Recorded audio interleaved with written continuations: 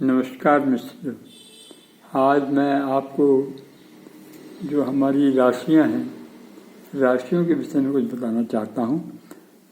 हमारे ब्रह्मांड में जो तारागण हैं, तारागण का समूह एक जगह पे इकट्ठे होते हैं, कई अलग अलग जगह पे इकट्ठे होते हैं।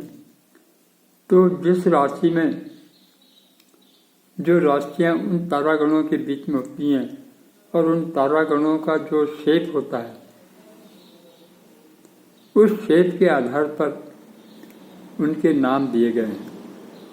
जैसे मेष है, मेष क्या है, वो भेड़ की तरह है। जो तारागण का समूह है उसकी आकृति भेड़ की तरह है, इसलिए उसको मेष नाम दिया गया है। मेष यानी कि भेड़। इस तरह वृषभ जो है वो बैल की तरह है। मिथुन जो है वो जुड़वा बच्चे हैं। वो ऐसा लगता है जैसे दो जुड़वा बच्चे वो तारागण मिले हुए हैं, जैसे दो बच्चे हैं, इसलिए उसका मिथुन को जुड़वा बच्चे के नाम से जाना जाता है। कर्क है, उसकी शक्ल केकड़े की तरह है, इसलिए उसे कर्क बोला जाता है। कर्क यानी केकड़ा। फिर सिंह है, जहाँ पे आकृति शेर की तरह है तो वो सिंह कहलाता है। फिर कन्या, कन्या जो है दो लड़कियों की तरह है, ऐसा लगता है जैसे दो लड़कियाँ खड़ी हैं, तो इसलिए उनको जो है कन्या कहा जाता है। फिर तुला, जहाँ तराजू जैसा बना हुआ है, आसमान में तराजू बनता है तो उसको तुला कहा गया है। वृश्चिक, वृश्चिक जो है बिच्छू की तरह, उसकी शक्ल जो है, तारागणों की शक्ल जो है बिच्छू की तरह होती है, तो उसे वृश्चिक कहा जाता है।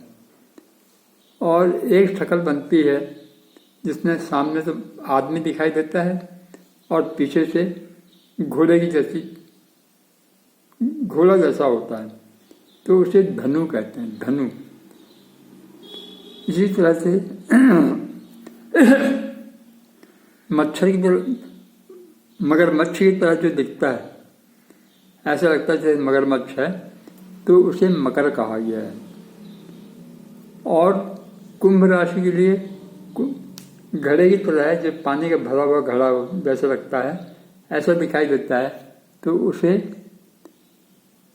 कुंभ कहते हैं। और दो मछलियां दिखाई देती हैं, जहाँ दो मछलियां दिखाई देती हैं उसे मीन कहा गया है। इस तरह से राशियों के लिए ये सब इसी तरह से बन जाते हैं। अब इनके स्वामी होते हैं। स्वामी सिर्फ 7 हैं, क्योंकि राहु केतु का कोई स्वामी तो नहीं है, वो छोटे छोटे बिंदु हैं, इसलिए उनका कोई स्वामी नहीं है। अब इसमें जैसे मेष और वृश्चिक, ये 2 के स्वामी हैं। इनका स्वामी मंगल है, मेष का और वृश्चिक का। इस तरह वृषभ और तुला, इनका स्वामी शुक्र है। मिथुन और कन्या, इनका स्वामी बुध है। धनु और मीन, इनका स्वामी बृहस्पति यानी गुरु है। मकर और कुंभ, इनका स्वामी शनि है। केवल 2 राशियां ऐसी हैं जिनका एक एक स्वामी होता है, वो है सूर्य और चंद्रमा। सूर्य का सिंह है और चंद्रमा का कर्क है। ये इनके अपने घर हैं। इनको जब कोई राशि में, वृश्चिक राशि में होता है, तो हम कहते हैं कि मंगल जो है अपने घर में ही बैठा हुआ है, इसलिए इसको इस तरह से इनको बांटा जाता है। इसी तरह से हमारे नक्षत्र हैं। नक्षत्र जो है वो 27 हैं। उनको 9 के भाग में बांटा गया है। जैसे 9 नक्षत्र एक साथ दिए थे, 2 नक्षत्र, इसमें पहला और मतलब पहला नक्षत्र जो होता है वो केतु का होता है और आखिरी नक्षत्र अलग अलग होते हैं, जैसे अश्लेषा, बुध वगैरह इस तरह से हैं। उनको मैं बाद में बताऊंगा आपको। वो सारी चीज़ें जब आपकी इकट्ठी हो जाएंगी, जैसे अभी आपने समझ लिया कि हमारे ग्रह कैसे बनते हैं, जो ग्रह हैं, जो राशियाँ हैं, वो किस तरह से बनी हुई हैं, कैसे बनी हुई हैं। अब इसके बाद जो हमारे नक्षत्र हैं उनके विषय में आपको बताऊंगा। इनका भी क्रम जो है एक तरह से चलता है और इनके भी अलग अलग स्वामी होते हैं। हर नक्षत्र का एक स्वामी होता है और इसीलिए कभी भी जो है जब कोई फलादेश करना होता है तो नक्षत्र देखा जाता है कि इसका नक्षत्र क्या है। उस नक्षत्र के बेस पर उसकी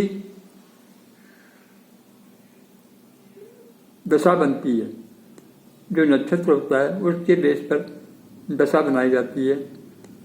एक नक्षत्र जो 13 डिग्री और 20 अंश पे चलता है, तो उसी बेस पे उनके अलग अलग पद होते हैं। ये मैं नक्षत्र जब आपको बताऊंगा तब सारी बात बताऊंगा।